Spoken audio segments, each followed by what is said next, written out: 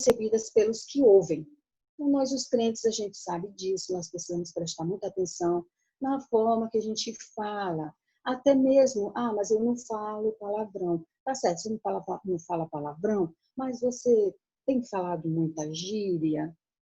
A gíria, ela não é um palavrão, ela não ofende ninguém, mas ela não condiz. Tem certos tipos de gíria que ela não condiz. É como uma pessoa de idade, de certa idade, né? Botar uma mini saia, botar um fio dental, entendeu? Você imagina, você vê, não tem, né? É uma coisa que não, é como Paulo diz, né? Tudo me é lícito, mas nem tudo me convém. Então, não convém ao crente, né, qualquer tipo de linguagem. Não é porque você é jovem. Outro dia eu estava pensando, um jovem me perguntar, mas eu sou jovem, né? Eu queria curtir a vida. Por que que eu não posso aproveitar a minha juventude, né? Viver as experiências, né? Não estou falando de sexo, não estou falando disso, mas aproveitar as coisas que o jovem aproveita, né? E depois quando eu já estiver na fase adulta ou na velhice, eu me converto e me entrego ao Senhor, porque aí eu não tenho mais, eu já passei por todas as experiências, porque um jovem, ele fica querendo saber como que é fazer aquilo, como que é, né? Então ele quer passar por aquelas experiências e ele não passa, e aí ele fica com aquela vontade de saber como que seria isso, como que seria aquilo.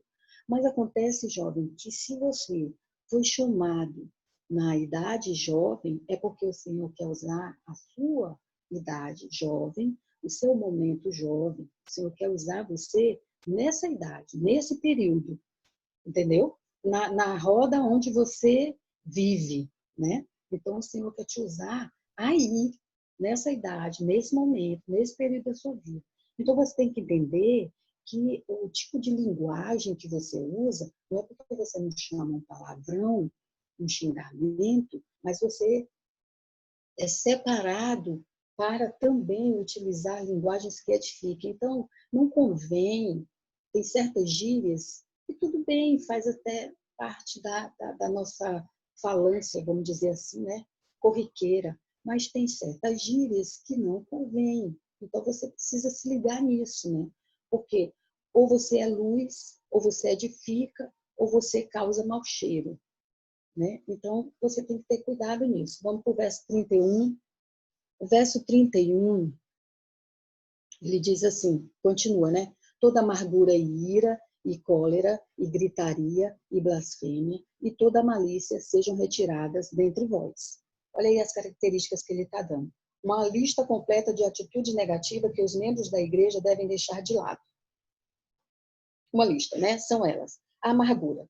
A gente vai só falar um pouco de cada, para a gente ter uma ideia mais assim aberta. Ressentimento, né? A amargura é um ressentimento de ofensas recebidas, guardada prolongadamente, sem o desejo de reconciliação com o ofensor. Dentro da igreja, a gente sabe que tem, né? A gente sabe que tem isso. Então, você pode até estar com a razão. Tá?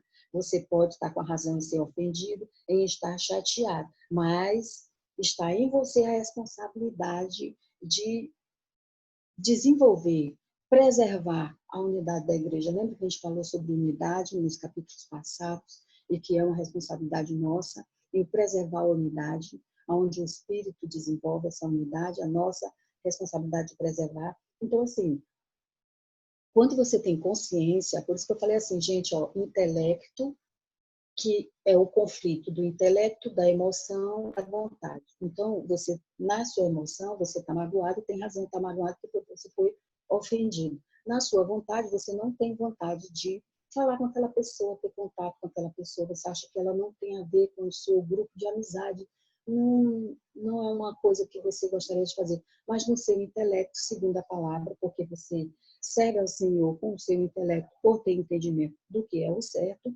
você ali, você precisa se trabalhar, para que você perdoe e não é que você vai esquecer, mas você vai abandonar aquele ressentimento, né? Aquele pensamento de orgulho, de dizer, não, me ofendeu. E ela está pensando o quê? Né? Então, esse orgulho aí, você abandona isso, que é o que Paulo está falando nessa listinha, né? Que sejam tiradas dentre vós. Vamos lá para a cólera. Um tipo de ira repentina, como uma explosão momentânea, passageira, e está associada à violência, né? Aí aqui a gente vê o domínio próprio. Vocês sabem que tem vários tipos de crimes que acontecem por causa justamente da cólera, né? Por causa dessa explosão, né? Que é passageira, ela acontece ali momentaneamente no trânsito, a gente vê pessoas brigando, a gente vê pessoas que matam outras, principalmente um crime passional, né? Marido, mulher, algum problema assim, vizinho, né? Que tem alguma causa. Naquele momento explosivo, mata e depois se arrepende. E até se arrepende profundamente. Só que não há mais como voltar atrás, né? Principalmente no caso de assassinato, não tem mais como voltar atrás. Então, aquele momento ali, você pode fazer uma grande besteira na sua vida. Então, por isso, nós estamos sendo exortados a tirar isso de dentro de nós, a tirar isso do nosso meio, a ter o entendimento de que a gente não pode continuar esse tipo de comportamento, né? Até porque nós temos o quê? Nós temos o Espírito Santo que habita em nós, portanto, nós temos do Espírito Santo a característica de domínio próprio. Então, a gente precisa trabalhar isso, que já está dentro de nós, né? Que é chamado os frutos do Espírito pela palavra. Outro, gritaria, modo de falar alterado e agressivo que insulta o próximo. A falta de mansidão, né? A falta de humildade. Geralmente, quando você toma aquilo, você é tomado, né, por essa agressividade, né? Gente, se vocês tiverem alguma colocação, tá? Pode interromper e falar, sem problema, tá? Malícia. Todo sentimento maldoso que se possa ter de uma pessoa e que impede um relacionamento franco. Isso é uma coisa que tem nos perseguido, né? Que impede um relacionamento franco e amistoso com ela. Pessoas que têm sentimentos maldosos dificilmente se entrosam com outras. Isto, na igreja, produz a quebra da comunhão. Portanto, todo aquele que infringe qualquer uma dessas cláusulas expostas nesta passagem está usando mal não somente as faculdades mentais que Deus lhe deu, mas também os membros do seu próprio corpo para atingir objetivos errados. E aí eu lembro daquela passagem onde o Senhor diz assim, se os teus olhos forem maus, se os teus olhos forem bons, né? Depois, Adriana, acha essa passagem para a gente, para colocar, se os teus olhos forem bons, não, luz, mas se os teus olhos forem maus, grandes trevas serão, tenebrosas trevas serão, né? Então, mais ou menos assim. E, então, a gente precisa ter cuidado com esse nosso comportamento, com essas coisas que a gente faz, que ela acaba até acontecendo assim no automático, né? E você acaba sendo, como é que a gente diz? Você acaba sendo boicotado, né? Pela sua própria vontade, por você mesmo, né? Tem um nomezinho que a gente diz que parecido com boicotado, por você mesmo. A candeia do corpo são os olhos, de sorte que se teus olhos forem bons, todo o teu corpo terá luz. Mas se forem maus, né? Porém, se os teus olhos forem maus, todo o teu corpo será tenebroso. Se, portanto, a luz que em ti há são trevas, quão grandes serão tais trevas. Exatamente. Então, assim, nós precisamos muito trabalhar essa passagem, Mateus 6, 22 e 23, né? Precisamos muito trabalhar isso por causa dos nossos olhos. A gente tem esse defeito, pecado, mau hábito, né? De estar sempre olhando para a pessoa e olhando com os maus olhos, que é o quê? Que é os olhos da crítica, né? Do julgamento. A gente nem sabe o que foi e aí a gente julga isso, né? Tem até a história de um menininho que ele chegava atrasado todo dia na aula, todo dia chegava atrasado. E quando ele chegava atrasado, o professor estava lá esperando para palmatória. E quando ele chegava atrasado, ele já botava a mãozinha e levava o bolo na mão. Todo dia ele já ia lá com a mãozinha. E depois, um dia, o professor estava lá fazendo alguma coisa na rua, caminhando, e viu ele empurrando uma cadeira de rodas, né? Com alguém que devia ser o parente dele, empurrando a cadeira de rodas rápido, rápido, rápido. Aí entrou numa casa, depois saiu correndo, correndo, correndo, e foi para o colégio. O professor estava em caminho para o colégio, e quando chegou lá, que viu ele abrindo a mãozinha já para levar as palmadas, né, com a palmatória, o professor sentiu muita pena dele, viu e entendeu, né, depois que ele viu por que ele chegava atrasado, e aí abraçou ele. Então, nós temos essa falha muito grande de olhar para as pessoas com os maus olhos, a gente precisa trabalhar muito na gente isso, tá? Eu queria também, viu, Adri, me ajude, eu queria que você botasse aí Romanos 6, 12 e 13. Romanos 6, versículo 12 e 13, que fala também isto, né? Que essa nossa forma de agir, ela contraria, né? Ela ela contraria a palavra de Deus e ela não contribui, né, para que os objetivos do Senhor sejam alcançados em nós. Não reine, portanto, o pecado em vosso corpo mortal, para lhe obedecerdes em suas concupiscências. O 13. Nem tampouco apresenteis os vossos membros ao pecado por instrumentos de iniquidade, mas apresentei-vos a Deus como vivos dentre mortos, e os vossos membros a Deus como instrumentos de justiça. Né? Então, o que Deus espera do novo homem criado em justiça e retidão, procedentes da verdade, é que tal homem se submeta à renovação do espírito, da mente, né? Que Deus quer efetuar nele. Então, como é que você se submete a essas mudanças? É você primeiro tendo conhecimento delas. Quando você tem conhecimento delas, você começa a pensar nelas, a lembrar delas, e você se submete a essas mudanças. É por isso que é necessário o estudo e o entendimento da palavra, né? Como eu digo, não adianta você ler a Bíblia, você precisa estudar, entender, compreender. Né? Quando você estiver lendo a Bíblia, que você não entender qualquer palavra ou versículo, faz lá um interrogazinho do lado, de lápis, né? Lá, e vai pesquisar. Hoje a coisa mais fácil que tem é a gente pesquisar nas internet aí da vida, né? Então, quando isto não acontece e alguém continua na prática dos hábitos do velho homem, o que acontece? Voltamos aqui para Efésios, capítulo 4, versículo 30.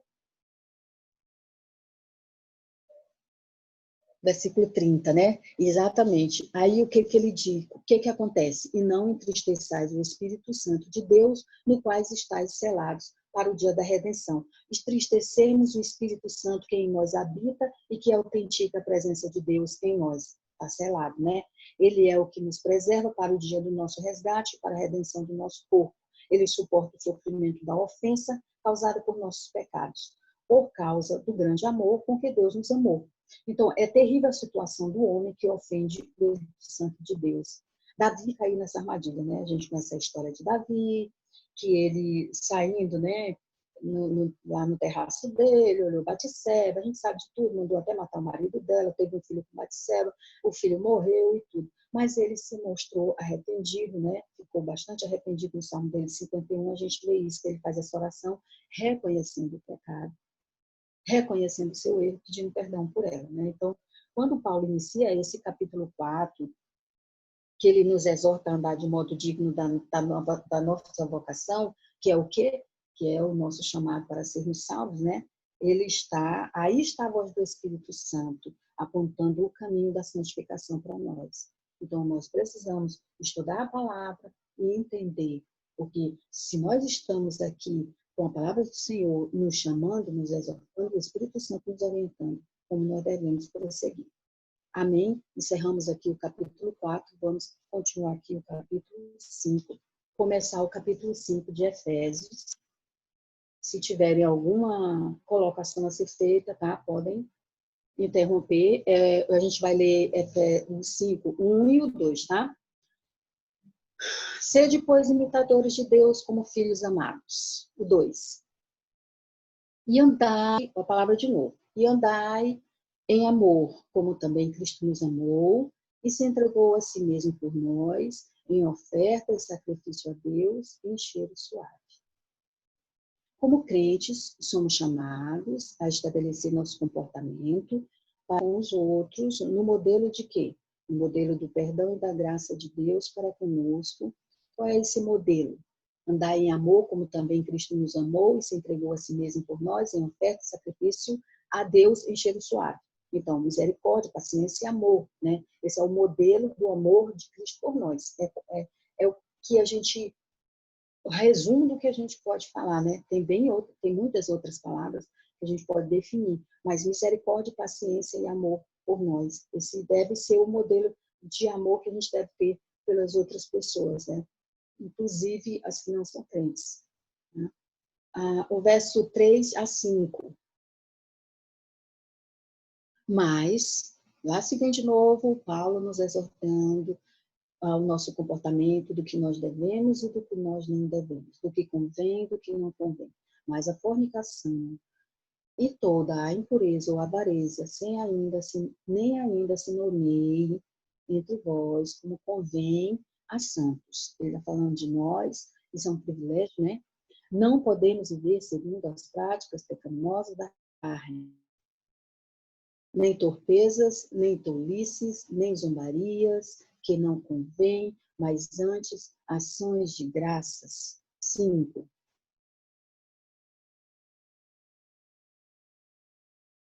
Efésios 5.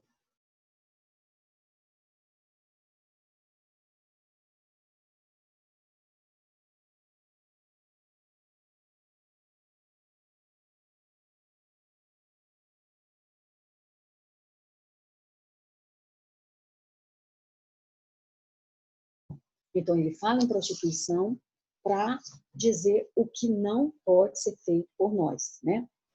Mas a prostituição e todo tipo de impureza ou cobiça nem sequer sejam mencionados entre vós, certo? Então, para mostrar a importância da santificação. A avareza, ele cita aqui, né, algumas características, né, da qualidade de errado, né, de impróprio, vamos dizer assim. A avareza, o que é a avareza, né? A gente fala em avareza, a gente pensa em quê? Canhenga, miserável, né? Pessoa, mão de vaca, né? Avareza. Aí eu fui pesquisar mais a fundo para a gente entender exatamente por que o Senhor fala da avareza. Ele vai dizer assim, não sejam canhenga, né? Não sejam mão de vaca, deve ter um mais, né? Dessa avareza. Então, o que é? A avareza é o apego demasiado e sórdido ao dinheiro. É o desejo ardente de acumular riquezas. É a falta de generosidade. Olha só. É a mesquinhez, a sovinice e a miserabilidade. Então, a pessoa não tem generosidade, não ajuda, não gosta de repartir, né? Sovino, né? Então, por isso que o Senhor nos chama a atenção de não sermos, né, avarentos. A torpeza, quando ele fala de torpeza, nem haja indecências, nem conversas, mais em cima, né? Mas a prostituição e todo tipo de impureza está aqui, nem torpezas, no 4, né? Nem tolice. O que é a torpeza? É a qualidade ou condição ou ato que revela indignidade, infâmia, baixeza, ato ou qualidade de indecente, obsceno, qualidade daquilo que é repulsivo, nem torpezas, ou seja, nem um tipo indigno, né? Nem um comportamento indigno, o Senhor fala, né? Nem tolices ou parvoices, né? Em outras linguagens tem parvoices, característica, né, de quem é parvo ou imbecil, né, ou tolo, como diz aí. Tem pessoa, né, sem sentido, sem noção, quando a gente chama, né? Outro, né, nem zombarias, que em outras linguagens também tem cachorrice, chocarrices, né? Atitude ou postura de indivíduo de má índole, ação desprezível ou torpe, infâmia, patifaria, né? Má índole, que não convém, mas antes ações de graças. Então, a falta de princípios morais de muitos que se dizem cristãos, e a gente sabe que existe esse princípio moral, a gente sabe que precisa muitas pessoas, muitos crentes, Muitos jovens crentes precisam ser tratados nisso, trabalhados nisso, né? E essa falta de princípio moral, ela revela a contradição à palavra de Deus, porque o que o Senhor está dizendo aqui é tudo contrário, né? A falta desse princípio moral. Adverte que essa atitude não tem lugar no mundo planejado por Deus. Ou seja, se você continuar com isso, onde o Senhor diz aqui, ó, ou idólatra, ou não tem herança no reino de Cristo e de Deus, é o 5. Então, a gente precisa muito, muito, muito acordar. Muito mesmo, ter cuidado com as coisas que a gente faz. Não, olha, o qual é idólatra tem, porque bem sabeis isto, que nenhum fornicador, impuro ou avarento, o qual é idólatra, tem herança no reino de Cristo e de Deus. Então, a gente precisa ter cuidado. Versos 6 e 7. 6 a 8. Efésios 5, 6 a 8. Ninguém vos engane com palavras vãs, porque por estas coisas vem a ira de Deus sobre os filhos da desobediência. 7. Portanto, não sejais seus companheiros. 8. Porque no outro tempo erais trevas, mas agora sou luz no Senhor. Andai como filhos da luz. O cristão passa do reino do pecado e do diabo, quando fala, né, que nós saímos do reino das trevas para o reino da luz, é a mesma coisa de nós saímos do reino do diabo, do pecado e do diabo, para o reino da justiça e de Deus. Portanto, mudou nosso estado de morto, como foi falado nos versículos acima, mudou nosso estado de morto. Olha só, que grande acontecimento na nossa vida, né? Para vivos. Então, a gente era morto, não é mais, é vivo. E como vivo, nosso modo de pensar, sentir, agir e se comportar precisa ser condizentes com a posição que nós ocupamos agora. Então, olha só que privilégio, né? Nós ocupamos uma posição agora de nível alto. Então, a gente precisa estar condizente com essa ocupação que a gente tem, com essa nova posição que a gente tem, né? Essa nova posição em Cristo, né? Seja bem explicado. Então, nós devemos abandonar a escuridão do passado e viver de forma a mostrar que somos filhos da luz. Você não pode continuar fazendo coisas que você fazia antes. Você pode até achar que não tem nada demais, mas a palavra diz que tem. Se ela for em contrário, né? Se ela bater de encontro com o que a palavra diz, então tem problema. E aí você precisa realmente entender que você precisa querer fazer isso. Você não pode ficar esperando que o Espírito Santo haja em você e tire isso de você. Você precisa querer, você precisa dar espaço para que isso aconteça, né? Precisa reconhecer, confessar e dar espaço para que isso aconteça, né? Agora, o verso 9 e 10. Porque o fruto do Espírito está em toda bondade e justiça e verdade. 10. Aprovando o que é agradável ao Senhor, porque o fruto da luz se opõe ao mal, buscando descobrir o que agrada ao Senhor. Devemos ser criteriosos, analisar antes de agir, avaliar nosso proceder, nossas escolhas, nossas opiniões, nossos pensamentos. Então, vejamos, nós temos o Espírito Santo que habita em nós. Portanto, nós temos a luz que habita em nós. Se nós temos a luz habitando em nós, ela se opõe ao erro, ela se opõe ao mal, ao pecado.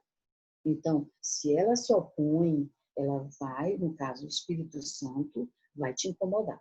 Se você está sendo incomodado com alguma coisa, você não pode ir metendo a cara, fazendo amizade, ou indo em qualquer canto.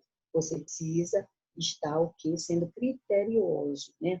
Você precisa descobrir o que agrada ao Senhor, aprovando o que agrada ao Senhor, buscando, né? Procurando saber o que agrada ao Senhor. Nisso você vai ter critérios. Você usa critérios hoje em dia? Você é criterioso. Né? Você tem que ser criterioso com o que você assiste. Olha, tem muito filme de terror que eu gosto de assistir.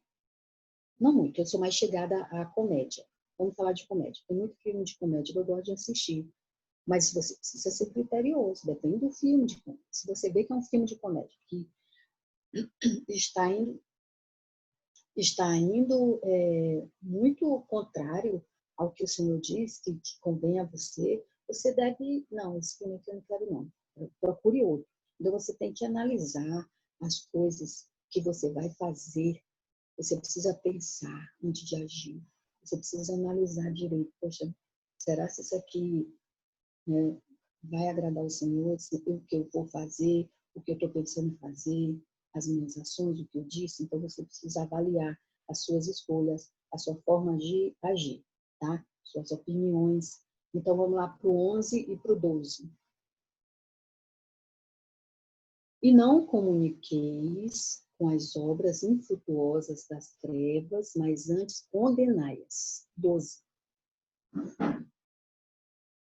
Porque o que eles fazem em oculto, até dizê-lo, é torpe. Vamos lá. Paulo recomenda, de novo, que fiquemos longe do que é condenável aos olhos de Deus.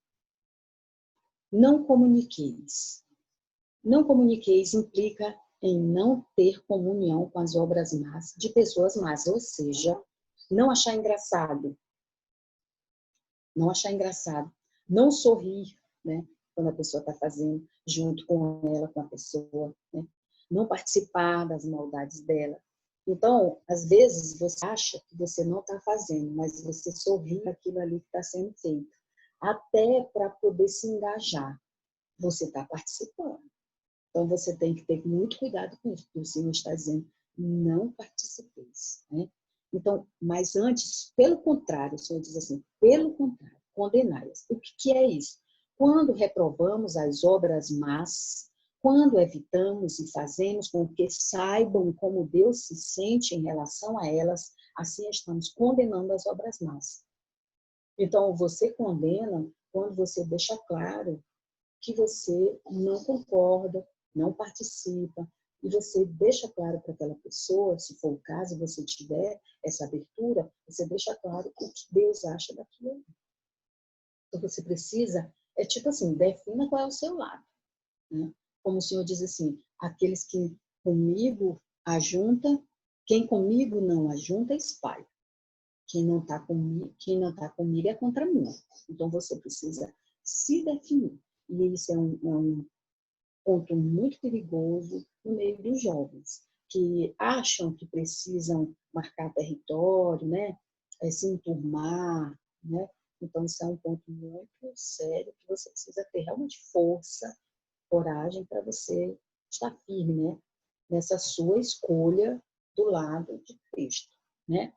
Então, quando Paulo diz assim, porque o que eles fazem em oculto, até dizê-lo é torpe, Paulo se sente constrangido de citar, de listar o que eles fazem, porque ele se sente mal. É como se eu agora tivesse que listar aqui os nomes, os palavrões.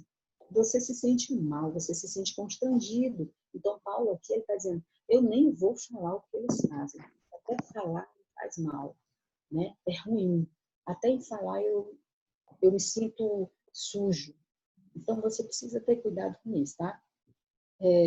Versos de 13 a 15. Mas todas essas coisas se manifestam, sendo condenadas pela luz, porque a luz tudo manifesta. Olha só, o que é a luz, né? Por isso diz, desperta tu que dormes, e levanta-te entre os mortos, e Cristo te esclarecerá.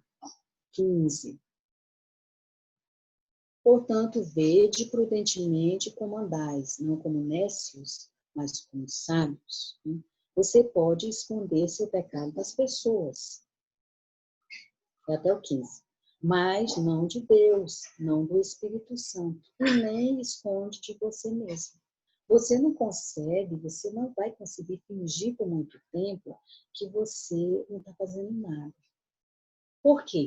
Porque o Espírito vai te incomodar, vai te apontar, ele vai te constranger, ou seja, ele vai fazer com que você sinta vergonha, com que você se sinta sujo, com que você se sinta mal. Porque pecado algum fica oculto à luz de Cristo, à luz de Cristo que habita em nós, o Espírito Santo. O que é desperta tu que dormes, né? Em nossos dias, as pessoas vivem indiferentes. muitas das pessoas completamente despreocupadas quanto ao seu rumo fatal. Profundamente adormecidas em seus pecados, embaladas pelos prazeres terrenos e efêmeros, ou encantadas por infundada confiança numa vida aparentemente sem defeito. Todas estão dormindo. Como cita lá em Coríntios, né? 2 Coríntios 4:4, diz que o príncipe desse século, né? Ele trava o entendimento das pessoas para que as pessoas não consigam entender o evangelho, né? E tem até uma historinha de um cara que estava numa canoa, ele era professor de caiaque, dessas coisas, né? De descer em correnteza e tudo, e aí ele adormece dentro do caiaque, da canoinha, e a canoinha é levada, né? Pelas correntezas. E aí fica todo mundo, os alunos na margem, gritando para ele: acorda, acorda, fulano, acorda, acorda. Olha a cascata não, Ô, gente, como é aquele negócio, a coisa de água, cachoeira. Acorda, acorda, acorda.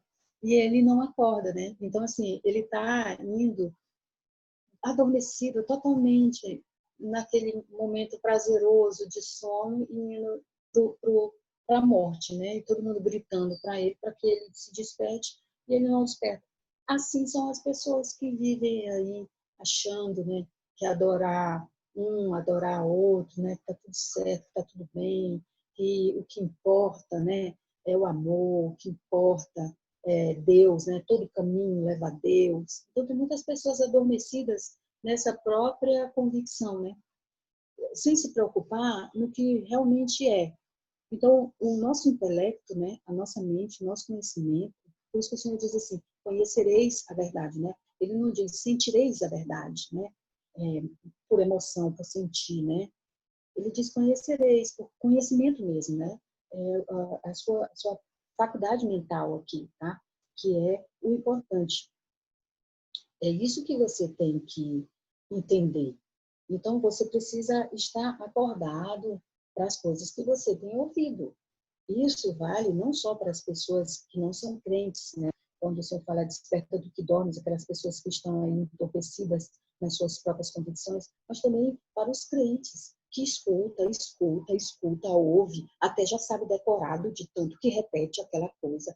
Ai, gente, você já repetiu tanto isso, tanto isso. Sim, mas você continua fazendo. Você mudou sua atitude? Não. Então você está dormindo, né? Você está que nem aquele professor lá no caiaque, dormindo, indo de encontro à morte. Está iludido, né, de que está tudo certo. Paulo nos aconselha a termos prudência para não sermos tolos ou nécios, né? Nós precisamos ter esse cuidado. O que é o tolo? O tolo é aquele que tem sua mente fechada para Deus, para correção. Vê aí se você se encontra aí nesse meio, espero que não, né? Fechada para a correção, para o equilíbrio. Vive segundo seus pensamentos, seus desejos, suas vontades. Lembrei da parábola das noivas, das virgens. Sábio é aquele que, por ter e confiar em Jesus Cristo e na força do Espírito Santo, vive segundo os pensamentos, o desejo e a vontade de Deus. Será se esse sábio não tem desejo? Será se esse sábio não tem pensamentos? Né? Não tem uma vontade nele de querer uma coisa? Claro que ele tem. Ele é gente como a gente. Mas como é que ele vive? Ele não vive assim porque ele é sábio. Ele é sábio porque ele vive assim. Por isso que ele é chamado de sábio. Porque ele tem os desejos deles, mas ele vive segundo aos de Deus. Ele tem os pensamentos dele, mas ele vive segundo aos de Cristo. Ele tem a vontade, mas vive segundo aos de Cristo. Então, por isso que ele é sábio. Né? E o tolo não. O tolo ele tem os mesmos pensamentos que tem o sábio, mas ele vive pelos dele. Por isso que ele é chamado de tolo, né? Pela palavra. Porque o sábio vive em obediência à palavra. Ele tem facilidade de obedecer, né? Porque tem algo... Aí tem uma frase que eu achei bacana, eu copiei aqui para falar para vocês. Olha só. O sábio fala porque tem algo a dizer. O tolo porque tem que dizer algo. Não é? Às vezes uma pessoa fala assim, aí você fica... Não tem nem sentido o que o professor falou. Vamos lá para o 17. Falta 5 minutos, né? Vamos lá para o 16. 5, 16. A gente leu 15, não leu? Portanto, a gente leu 15. Portanto, vede prudentemente, né, como andeis, não como tolos, mas como sábios, né? Isso. Agora o 16. Remindo o tempo, porque os dias são maus. Aí tinha vontade de saber desse negócio de dias maus, remindo o tempo, né? Que ótimo que aí fui, né, cavucar mais. Gosto muito de cavucar, viu? Mais pouquinho, né? E 16, remindo o tempo. Vamos lá. Uma das maiores bênçãos que Deus nos dá é o tempo. Estamos nesta terra apenas de passagem, o que temos feito com o nosso tempo? Vamos lá. Remir significa resgatar, salvar, assim como Jesus nos remiu, nos resgatou. Nesse versículo aparecem duas palavras parecidas, mas diferentes: tempo e dias. Tá vendo aí? Tempo e dias, né? A palavra tempo, no original, é kairos, que significa tempo específico. Tipo, tempo da graça de Deus, remindo o tempo da graça de Deus, né? Porque os dias é cronos, que significa o nosso tempo, dias, horas, minutos, segundos, né? O que significa os nossos tempos, o tempo de Deus, tempo específico, os nossos dias, tempo é um tipo de minuto, hora, segundo, né? Então, remir o tempo, kairos, é resgatar o plano de Deus para a vida, porque, então, remir o tempo de Deus, né? Porque os dias, cronos, são maus, ou seja, estão doentes, né? São ruins, fazem dano. O tempo em que nós vivemos hoje, os dias, cronos, o tempo em que nós vivemos hoje, são dias, é um tempo doente, é um período doente, né? Ruim, fazendo dano. Fala da nossa era, do nosso tempo nesta terra, tá? Então, vamos lá para o 17. 17 diz: por isso não sejais insensatos, mas entendei qual seja a vontade do Senhor. Discernir a vontade do Senhor não é uma questão de sentimento ou emoção, mas do entendimento do racional. A palavra de Deus faz sentido para você? Tudo que você tem ouvido nas pregações, nas aulas, quando você lê a palavra de Deus, ela faz sentido para você? Faz sentido. Eu realmente acho mesmo que esse mundo é tenebroso, ele é realmente jaz do maligno, que o Senhor foi que fez todas as coisas. Faz sentido para mim. Então, não permita que as suas emoções e a sua vontade façam você pecar, desobedecendo a palavra de Deus, obedecendo o Evangelho, né? O que você sente vontade de fazer, vezes a gente sente fazer, mas nosso intelecto, nosso racional tem que estar de acordo com isso aqui. Eu posso até morrer de vontade, mas eu não posso fazer, né? Sentimento, o que você gostaria de fazer? Para conseguir esse nível de obediência, vamos dizer assim, né, esse nível de obediência, é necessário aplicar a nossa mente à compreensão da palavra. Então, você está entendendo? Para você crescer espiritualmente, nossa, como aquela pessoa cresce, aquela pessoa é tão de Deus, né? A gente pode falar assim, né? Aquela pessoa é tão de Deus. Então, assim, para você crescer, você precisa entender que é a sua mente, o seu intelecto, que tem que ser levado à compreensão da palavra. Você precisa compreender, para daí haver alguma mudança em você. Porque quando você compreende, você entende, então você fica fácil a sua luta contra a sua emoção, a sua vontade, fica fácil, tá? Ou fica menos difícil, vamos dizer assim, né? E vamos para o 18 e 20. Está perto de terminar, gente. Vamos encerrar aqui, né? Vamos encerrar aqui no 17, né? Porque não vai dar tempo, ó. Falta aí 3 minutinhos. Eu queria saber de vocês, se vocês têm alguma pergunta. Vamos marcar, a gente parou no 5:17. A gente está pertinho de terminar esse livro de Efésios. Eu estou amando estudar esse livro. Eu espero que vocês também. Eu já aprendi bastante estudando esse livro. Eu espero que vocês também. Quero saber se vocês têm alguma colocação a fazer, alguma pergunta a fazer. Nós temos 3 minutinhos para isso e para orar. Alguém tem alguma pergunta? Genilson. Alguma colocação? Tá me escutando, Genilson? Estou. Tá. Não, eu só quero acrescentar que foi muito boa a aula, viu? A aula foi muito boa, muito edificante. E eu acredito, eu creio, eu vou reforçar mais uma vez a forma como vocês têm conduzido o estudo da carta, versículo por versículo, tem facilitado muito o entendimento, viu? Então, assim, a aula de hoje foi muito boa, muito rica de aprendizado, né? Nosso desafio agora é colocar em prática, porque são muitos aprendizados. Cada versículo dessa carta que Paulo escreve aos Efésios é um aprendizado. Que Deus nos ajude a isso. Sim. Era só essa minha palavra. Obrigada, amém. É isso aí. Quando a gente tem essa compreensão, fica mais fácil, fica menos difícil, como eu falei. E tem mais alguém aí que queira falar alguma coisa, meninos? A gente está com o horário corrido, né, gente? Vamos orar. No meu relógio falta 1 minuto só para a gente, o nosso tempo. Vamos, quem dos alunos que estão aí com a gente, hein? Quem são dos alunos que estão aí com a gente? Deixa eu dar uma olhadinha aqui. Tainara. Só, né? Tainara, Tiago, eu nem considero o Tiago aluno, mas só para encher a sala, o Osvaldo está aí também. Tinha a Débora também, que saiu ainda há pouco. Tinha eu acho que Rômulo saiu também. por causa do culto, né? Que a gente já tem que começar, né? Tainara, eu queria que você orasse encerrando a nossa aula, pode ser?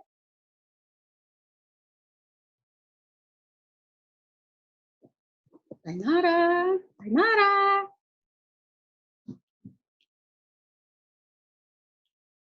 Tainara. Ela não tá aí. Tia, eu também estou aqui. Você está me ouvindo? Oi? Oi. Oi, lindona. Vamos orar para encerrar nossa aula?